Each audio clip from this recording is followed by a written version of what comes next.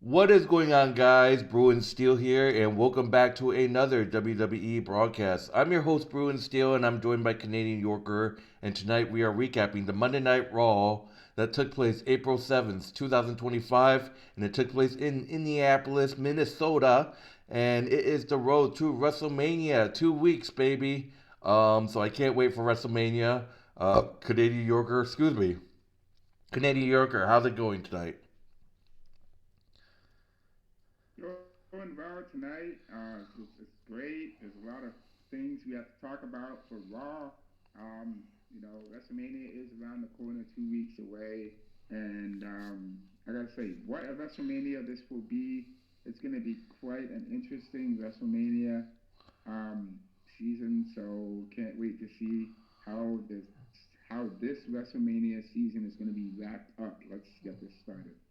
All right, so let's get started with Monday Night Raw. We start off with Raw General Manager Adam Pearce is in the ring with the title, the Women's World title, and gets a mic. He said he gets down to business and says, "We all saw what took place last week, and because of that, the situation at WrestleMania needs to be addressed." So he introduces our champion, Io Sky. She's wearing a really charming white mustard style like blazer. Um, she Pierce introduces Bianca Belair next, and since I wrote about what Io Sky, um, then Rhea Ripley, of course, is next. Adam. Adam says that he portrays them saying he assumed they could have handled like this.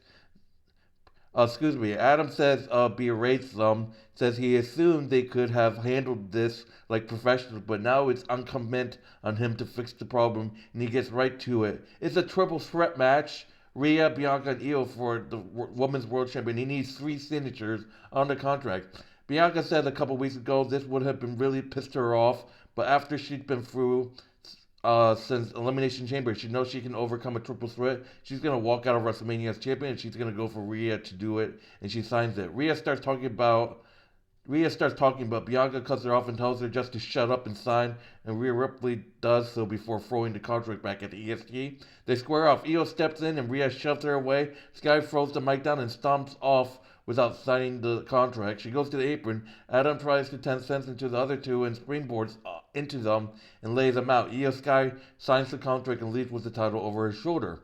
So short opening segment, contract signing, and it is official. Rhea Ripley versus Io Sky versus Bianca Belair, triple threat match for the women's world title.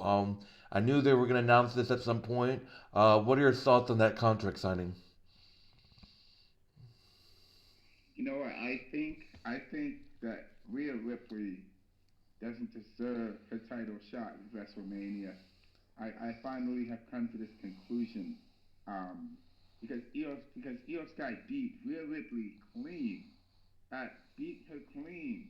Okay, she probably had Io Sky on the ropes, but she beat Io Sky came back and beat Rhea Ripley clean. And honestly, I do believe Rhea Ripley, definitely she gets her chance to win her title back. However, she and Bianca Belair are feuding at the wrong time. I don't believe this is the right time for them to feud, but it is right now, the way it is right now. And right now, they're both feuding, Rhea versus Bianca, and obviously, this I don't really like how this thing is going because Io Sky is not being respected as the champion because she is the champion right now. She is the women's world WWE champion right now, and she is not respected. And I'm looking at the picture with Adam Pearce. Adam Pearce, what are you doing? Why isn't Io Sky holding the championship in her hands? Why is it sitting on a table? Why is she standing next to the table? She should be holding the championship on her shoulder because she is the champion. Okay. Now it doesn't make sense for her to be doing that. They all signed the contract. That's good and dandy. But then Bianca and Rhea Ripley are bickering over back and forth. You know what? It should have just been Bianca Belair and Rhea Ripley at WrestleMania instead of Io Sky being there. Io Sky could have faced some other person to challenge her for the championship so she could retain. And she is a Grand Slam champion. She won the championship. She's the first woman in WWE history to be a Grand Slam champion. And this is what it's come down to. I mean, where is the respect that Io Sky is getting right now? She's made history, obviously. Um, it's kind of crazy to me, and Bianca Belair definitely deserves the shot to champ Io Sky for the championship because she did win the Elimination Chamber. But it just for me, it doesn't really seem like you know things are gonna work out the way they are at WrestleMania because I'm not feeling too good about WrestleMania season 40, WrestleMania 41 this year. All right, so moving on to the first match of the Monday Night Raw, we got the WWE Women's Intercontinental Championship. Lyra Valkyria defending it against Bayley. Matt grappling in the early goings, neither woman able to get an advantage. Shifting gears, Bayley was a schoolboy for two waist locks and standing switches. Dropped the hold, allowed Gaslick. Valkyria rolls through, but the role model catches her with another pin for another near fall. Lyra throws a kick, blocked. Bayley with a big knee. Sunset flip into the corner, blocked, reverse, cover for two, bridging Northern Lights suplex from the champion, cover for two, up and over, cartwheel away, roll through, step through, inverted, Boston Crab applied, wrist clutched for the full rocking horse, cover for two, back and forth, Bayley to the floor, Lyra blasts her with a drop kick through the ropes, back inside another near fall, trading forearms in the middle of the ring, action to the floor, Bayley with the corner, drop kick through the ropes, back inside to break the count, off the rope, nope, water into the pool, Valkyria wrecking ball dropkick caught Bayley to belly on the floor. Both women beat the count. Lyra was the end zone. The doctor bomb so close. Bayley with the knee trembler. Still no up in the turnbuckles. Jogging for position. Valkyria slips out. Power bomb lift. Bayley slips out. Charging in. Some flip into the turnbuckles. Lyra on the comeback. Fishman suplex. Bayley catches her leg. Boston Crab applied. Valkyria crawls for the ropes, but the role model drags her back to the middle and cranks her back. Shifting gears. Rope plants countered. Valkyria hitting a jackknife pin to win the match. Like Lyra Valkyria defeats Bayley by pinfall to retain the WWE Intercontinental Championship. So wow, what a match! This was probably one of my favorite matches. It had the up and downs. I thought Lyra was gonna lose the title, but her fight stormed in her body. She countered a rose plant. Lyra was she got stuck in that Boston crab for a good amount of time, but she never gave up. So yeah, Lyra Valkyria, she's a fighting champion. People say that her reign has been horrible, but I absolutely like her reign. But man, what are you doing with her WrestleMania booking? Like her and Bayley in that gauntlet match? Come on, man. But Lyra Valkyria survived a huge test.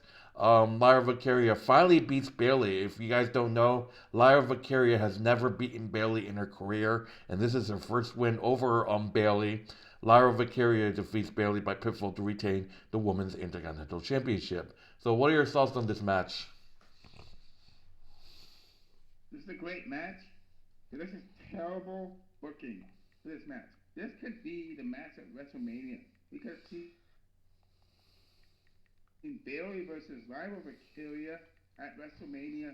This will be Lyra's chance to main event WrestleMania and beat Bayley on WrestleMania stage instead of Lyra facing Bayley right now 2 weeks before WrestleMania. And they're going into the god-awful tag team championship thing because they have absolutely no part of it. Bayley can go ahead and be a tag team champion, but Lyra Valkyria, she's Intercontinental champion. She's to defend her title at WrestleMania. I mean, Seth Rollins defended his title at WrestleMania for the first time ever against Drew McIntyre and lost to Drew McIntyre, unfortunately. He lost to Drew McIntyre, but he still defended his title at WrestleMania. So why in the world is Lyra Valkyria defending her title against one of the women on the roster? There are plenty of competitions for women on the roster that can face Lyra Valkyria. This doesn't make any sense to me. This booking between Lyra and Bayley right now, for this past WrestleMania, for this past Monday Night Raw was terrible. Especially be 2 weeks before WrestleMania. I mean, the tag team title is obviously more important than the Intercontinental Championship on the women's division. Like, what in the world is the front office doing? What is Triple H doing here? All right, so Moving on to the next match, we got a tag team match, a triple threat tag team match. We got American Made, we got Brutus Creed, and we got the new El Grande Americano and Julius Creed versus LWO, Cruz del Toro, Dragon Lee, and Jake One Wild. So El Grande Americano, I still think that's Chad Gable. I know that we saw that figure got pulled and Chad was there for an interview, but I still think it's Chad Gable for some reason. I just think it's just a ruse. So we have to see who this El Grande Americano guy is. So Brutus and Cruz to start. Creed with a hammerlock shoulder block tag to Julius. Del Toro with a top wrist lock into the corner tag to Wilde, working Julius over. Flying armbar. LWO fired up. Tops Conguerlo in triplet to wipe American Made out. American Made comes back with suplexes in triplicate. Julius wipes Lee into the corner, climbing up top. Dragon gets him up in the tree of void and hits the double stomp. Tag to Del Toro and to Brutus. Big crossbody from Cruz. Frankensteiner into the corner. One of Julius two. Charging in, running Enzo, and Brutus sets up a final cut. Cruz takes off his shirt and goes on top. Senton a Medico and then a dive on Julius. So this Cruz is amazing. I love Cruz. He was hitting jump moves all over the place. Game Gear to Americano, leapfrog, waist lock, standing switch. O'Connor roll and Del Toro kicks out. Tag to Lee, powerbomb, blockbuster counter with a Frankensteiner. Dragon Furious, Liger bomb connects, but Julius breaks it up with a shooting star press. What an amazing shooting star press by Julius. Wild with a poetry in motion top gun Brilo del Toro. Ivy Nile is seen passing Americano some kind of metal plate that he slips inside his mask. Rey Mysterio runs interference, but Grande headbutts him to the floor. Lee cuts Americano off, tries to tear his mask, but Grande headbutts him too. Um, Americano with a diving headbutt from El Grande on Dragon Lee. Um, so American Made defeats LWO thanks to Ivy giving Americano a medal play. So the cheating has started. So yeah, because of that, American Made defeats LWO by pinfall. So what are your thoughts on that match? I believe that El Grande Americano is definitely um, Chad Gable. And why in the world would Chad Gable make himself a luchador? Which that makes no sense for me whatsoever. But here's what I think. Despite Chad Gable being El Grande Americano, as he calls himself, he is now considered himself a luchador. It just, I think LWO, it's definitely time to see LWO. I mean, we've had them for what, 3, 4 years now? It's definitely time for LWO to break up and go their own way. Obviously, they haven't done much. They haven't really done much. It's just they're not going anywhere. They should be in contending for something, for the tag team titles, for a singles run on something. But so far, nothing has happened with LWO.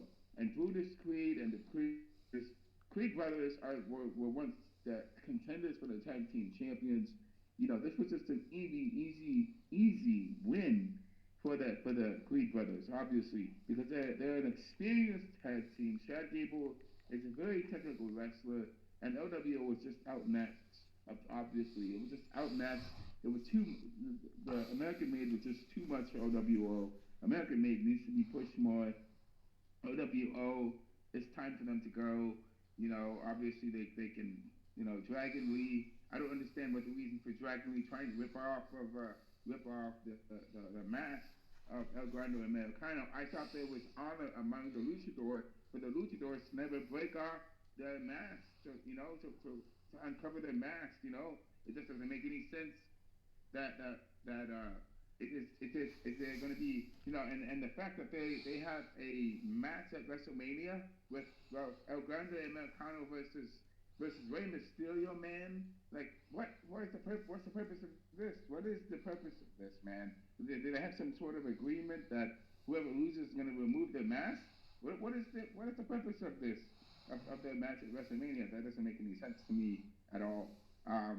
So obviously, Dragon Lee with his thing to remove the mask, that doesn't make any sense to me. So obviously they should keep that honor there. Um, and Chad Gable should keep the mask on, continue calling himself a Grande Americano. Okay, so that's fine. He is that. Um, and let's let's get that whole storyline over with because that needs to be settled. So let's get that over with. Yeah, I think Ray beats Americano at WrestleMania, and I think it's gonna reveal. I think Rey Mysterio unmasks Americano, and it's gonna reveal to be Chad Gable. I think that's what's gonna happen. Yeah, but I think everybody already knows it's Chad Gable. I mean, the guy. Look at if I look when I look at the picture of him But how do you representing explain that Chad night when Gable. that guy came out of nowhere and apparently Chad Gable was being interviewed and we saw that same Americano figure being pulled away and it's like, oh, it wasn't Chad. Or maybe it is Chad because that is definitely Chad's physique. I could tell that is Chad's physique. Well, we'll know at WrestleMania, but I They should know do like a that they should man do a is Chad Gable. they should just do a mask. They should just do a mask match. I mean, that's exactly what they should do. I mean, that's what they're doing, but there's obviously no storyline behind the mask, behind them. Rey Mysterio, we don't even know who the guy was when he came in and attacked them out of nowhere. Like, who is this guy? We don't know who he is. It doesn't make any sense. All right, It yep. just doesn't make any sense at all. I mean, they're just throwing him in there just to. The booking is just they're just throwing him in there just to throw him in there for the sake of it because they have nothing else to rely upon. I mean, they have a whole roster there, but they have nothing else to rely upon. It just doesn't make any sense. All right, yeah. All right, moving on to the next. We got Gunther making his entrance. He's laughing about what happened last week when he bloody destroyed Jimmy Uso in front of Jay Uso, who was zip tied to the ring.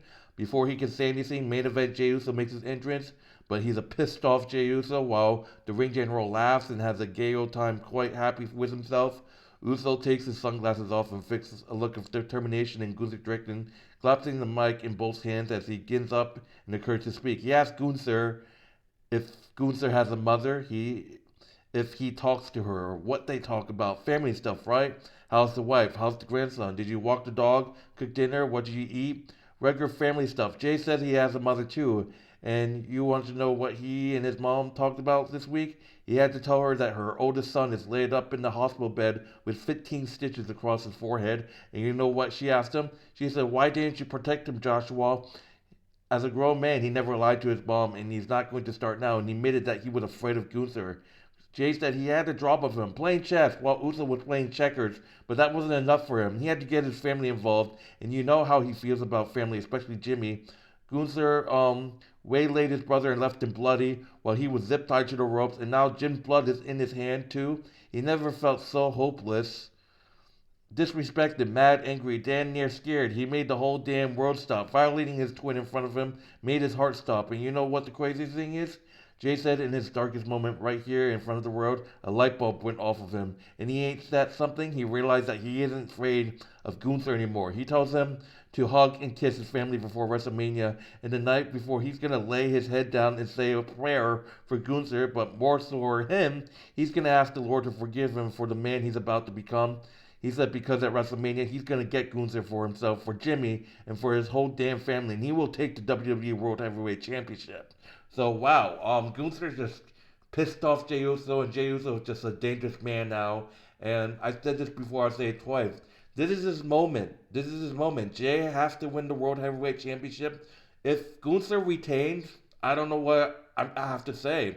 If Gunther retains, what was the point of Jey Uso what is the point of Jey Uso winning the Royal Rumble? I mean, they could do like a Cody Rhodes finishing the story type thing. Jay loses and then wins the Royal Rumble again and finally beats Gunther.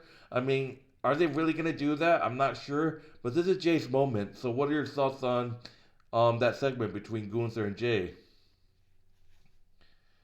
Why didn't Jey Uso coming out swinging, and just retaliate against Gunther? And obviously, I think there's definitely something Jey Uso could have done before. It's a great speech. It's a great speech. Jey Uso gave a great speech to Gunther He's saying he's gonna beat him at WrestleMania. He's gonna beat him. He's gonna win the title from him. So let's face it, man. Jey Uso has beaten Gunther before. Where Jey Uso has beaten Gunther before. There has Jey Uso can beat Gunther. We both know that. He definitely has beaten Gunther. Okay.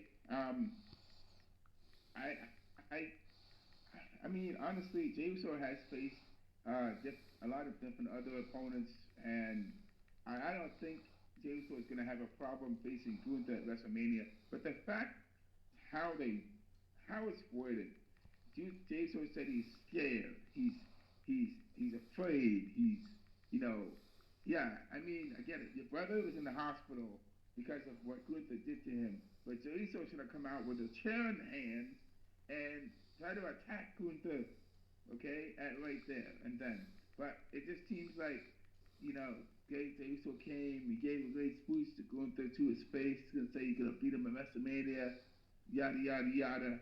Okay, so let's see Jey Uso beat Gunther at WrestleMania, but I mean it's gonna be a tough matchup for Jey Uso, because he has no one else there to help him. Sami Zayn's not going to be there.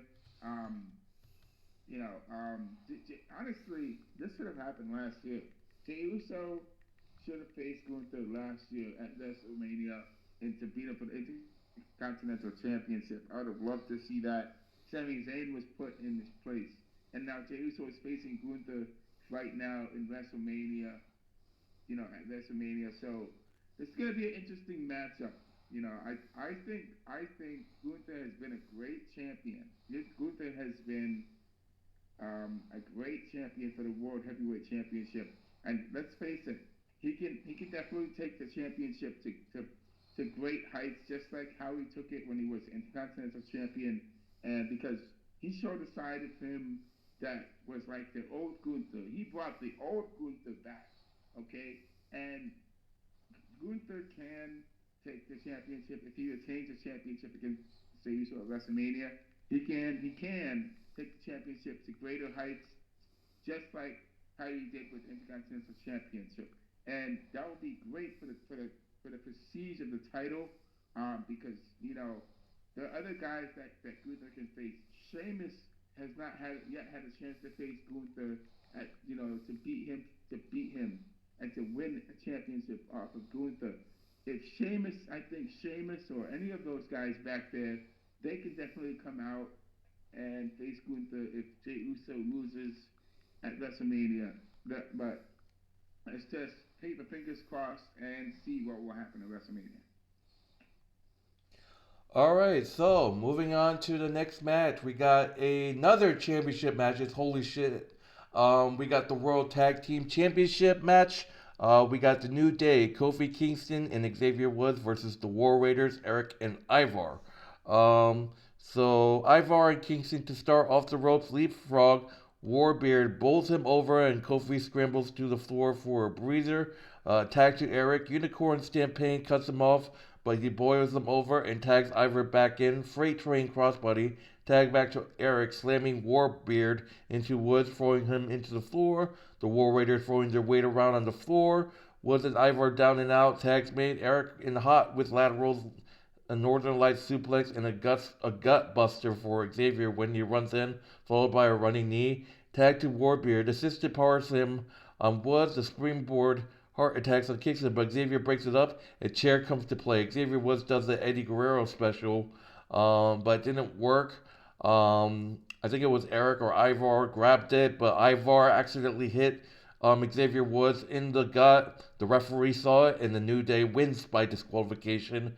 Post match, the New Day attacks the War Raiders with chairs, wedging a chair in the corner, and they throw Erik headfirst into it. Ivar goes over the Timeskipper barricade, setting a chair up in the ring, dragging Erik over. They're just targeting the necks because both men of the Warriors had neck issues.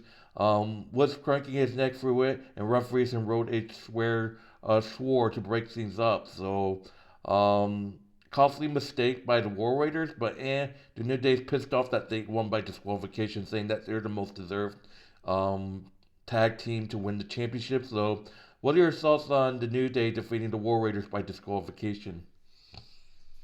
Oh man, like gotta say this, guys. These are my two favorite teams. These are my two favorite tag teams, man. The War Raiders and the New Day.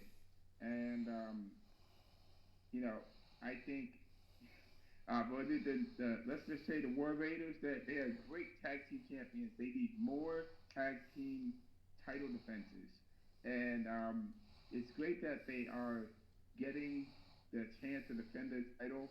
I think are they defending the title against the New Day at WrestleMania? No, I thought that, but no, they just had the match here. Oh my goodness, man! You got to be kidding me! No way! They're not defending their title at WrestleMania. That is a travesty, man. That's a travesty. Obviously, the War Raiders definitely need their WrestleMania moment. They gotta have the WrestleMania moment. They gotta defend their title at WrestleMania.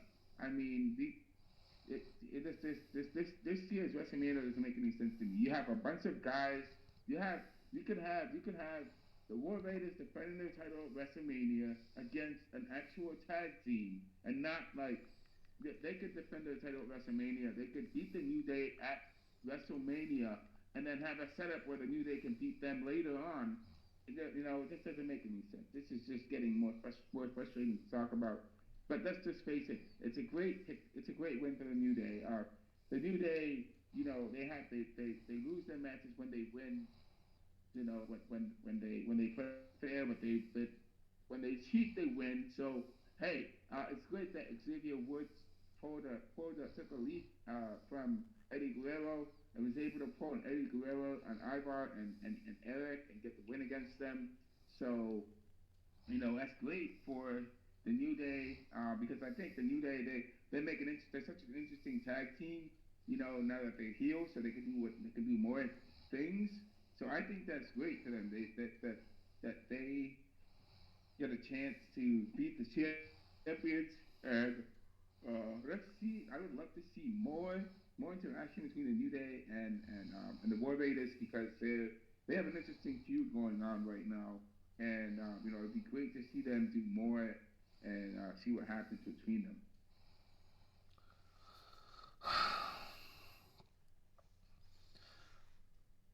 All right. So moving on to the next match, we got Dominic Mysterio going one on one with Penta. Penta and Dominic going at it. Circling Penta backs him up in the corner. Clean break, waist locks, and standing switches. Big open hand chops exchange, and Mysterio gets him down for grounded punches and a stomp. Backing Zero into the corner. Shoulder blocks up on the second turnbuckle. And taunting whip across. Penta ducks a lateral and snaps off a Giras, Quebradoro follows, Sling Blades, Step Up Plank, wipes Mysterio and Carlito out. Dominic hits the Three Amigos, cover for two off the ropes. Penta cuts him off with a super kick, and Zero in the corner. Headstand double stomp connects Mysterio with a flip pile driver and a 619 frog splash counters into an inside cradle. No, Zero with an armbar takedown. Zero sacrifice. Penta hitting the Penta driver on Mysterio to win the match. Penta defeats Dominic Mysterio by pinfall. Post match, Carlito attacks Penta and hits the backstabber. Working him over with the punches, Braun Breaker makes the save. Spear to Carlito on the floor, and a spear for Dom in the ring. A spear for Penta for good measure. Finn Balor attacks from behind and hits the inverted headlock elbow drop. Balor grabs the Intercontinental Championship and tells Penta it's going to be him before turning to Dom and choosing to ignore him in the favor of holding the title up. He turns around and barely dodges a spear from Breaker, and they lock eyes. So Braun Breaker versus Penta versus Dominic Mysterio versus Finn Balor in a fatal four-way match at WrestleMania. That's gonna be a banger of a match. What are your thoughts on Penta defeating Dominic Mysterio? Uh, can I just say one thing for Dominic Mysterio? When is Dominic still actually going to start winning his matches? The man can't win. He's been on a losing streak for so long. I've lost count how many times he's lost against people. Obviously, Dominic Mysterio needs to start winning and winning and winning by himself. He needs to win. It just doesn't make any sense. He needs to wrestle more. He seems to me he's like a jobber now. He doesn't let's just admit it. He's not very good. He's not a very good wrestler. I think he's a great heel, but he's not a very good wrestler. Obviously, he hasn't really he's not really getting much anywhere, and he can't even beat Penta. I mean, come on, man. I mean, Penta has been on fire, and Penta, this is just an easy win for Penta right here. Obviously, Penta has been on fire, and I do think that Penta, man, Penta should be definitely be in the in the championship race against Bron Breakker, because that makes an interesting matchup right there. Now it could be Finn Balor versus Penta versus Braun instead of leaving out Dominic Mysterio. But look, Dominic Mysterio, man, you know, here's the thing. He can he if why I just don't understand why he is in the title hunt. It just doesn't make any sense for him to be there right now, because he has lost a lot of his matches. He just got in because he thinks he deserves to be there. Okay? And so that's what I think. That's just my opinion about it. But for Finn Balor, man, Finn Balor hasn't really won anything in a while, singles match in a while. So, if he gets to win against Braun Breaker and Penta, hey, that's great. That's wonderful. That's great for them. For Penta, if Penta wins the Intercontinental title, that's great for Penta. Penta gets his first WWE Championship, and he's coming over from AEW. He's been there for a short time, and he's already making so many amazing. He's making an amazing jump from AEW coming into WWE and making his just doing his thing. So that's quite amazing what Penta is doing. Just like how just exactly the same as Jacob Fatu. Penta and Jacob Fatu are both doing an amazing thing in WWE, even only being there for less than a year or about a year. So, but for Bron Breakker, man, Bron Breakker has been doing his thing as well. But I would love to see Bron Breakker actually face one champion one on one instead of having being put in a triple threat match. But obviously Bron Breakker's gonna struggle because he has to fight off three guys in order to retain the championship. So, no, all those three guys are gonna have a hard time against Bron Breakker, but we'll see what happens. All right, so moving on to presumably the main event, we got Paul Heyman on the mic. He does his usual introduce and said he wants to state a couple things for the record to get them out of the way. Item number one, he will always be loyal to his tribal chief Roman Reigns. Item two, he will always be loyal to his best friend in the world, CM Punk. Just because he's loyal to both of them doesn't mean that he will ever in his life be disloyal to either of them. So when it comes to WrestleMania, let's get one thing perfectly clear. He gets interrupted by Seth Rollins. He puts indirect to Paul, asking him, "Whose side are you on?" As if he didn't hear what Paul just said. Is he going to be the very best friend to CM Punk, or is he going to be the special counsel and wise man to Roman Reigns? He's trying to convince everyone, including himself, that he can do both at the same time, but it occurred to him after last week that he's neither. He knows Heyman is going to give him his spinal, but Roman Reigns doesn't give a damn about him. He just uses him and likes when he shines his shoes, books his private jets, orders his steaks, and so on. Seth Rollins says Reigns doesn't respect him and tells him not to play dumb and reminds him of what happened after WrestleMania last year when he lost the title and left the bloodline in Solo Sokola's hands. Rollins reminds Heyman that the all-new, all-different bloodline treated him like the scum of the earth, and everyone wondered if Roman was going to come to his rescue. But did he? No, he left him to be massacred in his hometown in front of his children. Seth Rollins said as far as Punk's friends don't use each other when they convenient, and CM Punk walked out on him the same as he did everyone else. And when he came back, did he come back because Heyman asked, did he embrace him and take him on his ride? No, the two of them love to remember and mobilized by war games, but Seth Rollins reminds him that Punk wasn't their first choice, he was. But Rollins declined, and CM Punk was actually the last and only choice. And did he join the team out of the godness in the heart because he loved his best friend Paul Heyman? No, he did it because he knew he could get a favor out of him. CM Punk loves no one but himself, and he'll be honest with everyone. He feels bad for Heyman. Seth Rollins said that he's in a difficult, unavoidable position between a rock and a hard place, and the easiest solution for be for him just to remove himself from the situation entirely. But he understands that Paul won't betray either of his guys, but maybe there's a way to remove him from the situation. Heyman sees it coming and shakes his head as Seth Rollins says it's for his own good, and he takes that as a privilege to remove him from the situation right here. It will be quick and easy. A boot to the back of the head, one quick stomp, and it's all over. No one's here to save him. Roman isn't here. Punk isn't here to make friends. He's here to make money. And how much is Heyman worth?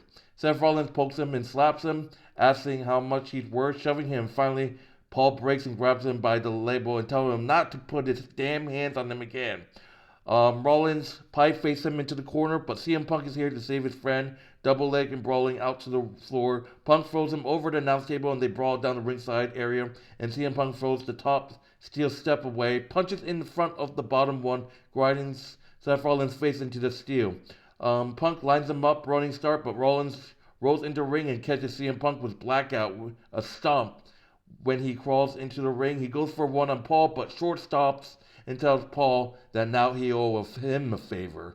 Wow, what goosebumps. What are your thoughts on that ending segment?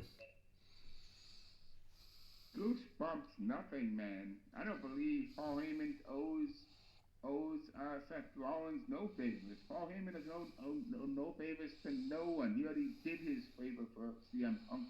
Okay, Paul Heyman does no one no favors. Okay, it doesn't make any sense for Paul Heyman to give Seth Rollins a favor at all.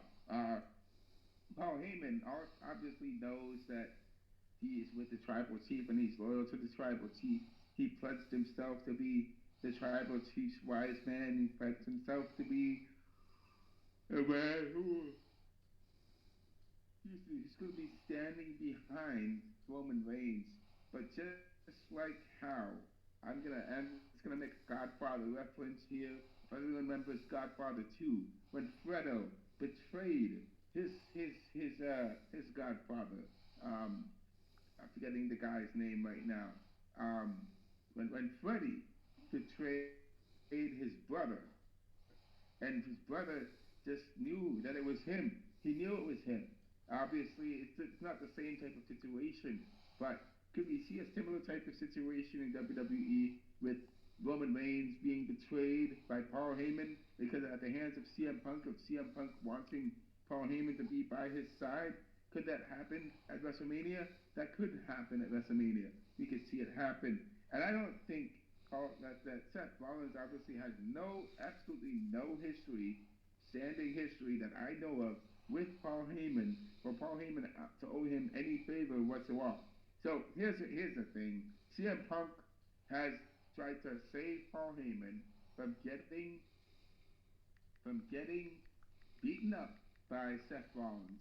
Well, obviously, CM Punk is the one that got beat up. Remember, last week, CM Punk beat up on Roman Reigns, and now Seth Rollins is the one beating up on CM Punk this time around.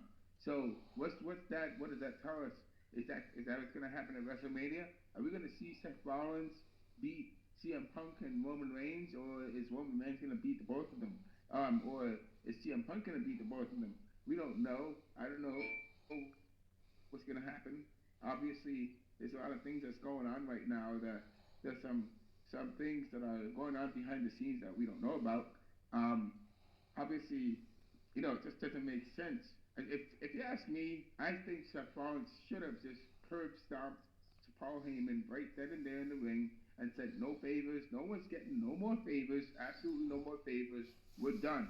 We're settling this at WrestleMania, and we're going to see who is the guy that is going to be coming out of WrestleMania. Coming out of WrestleMania as the winner. So that's what I have to say about that. Obviously, like I said last time on our Friday broadcast, I would just love to see Seth Rollins versus CM Punk at WrestleMania. No, nothing else involved whatsoever. Now that Roman Reigns is inserted into this mess, this just makes the thing way more complicated than it should be. And I'd love to see Seth Rollins and CM Punk battle it out, just like how Drew McIntyre and CM Punk did at WrestleMania. And, it's just unfortunate.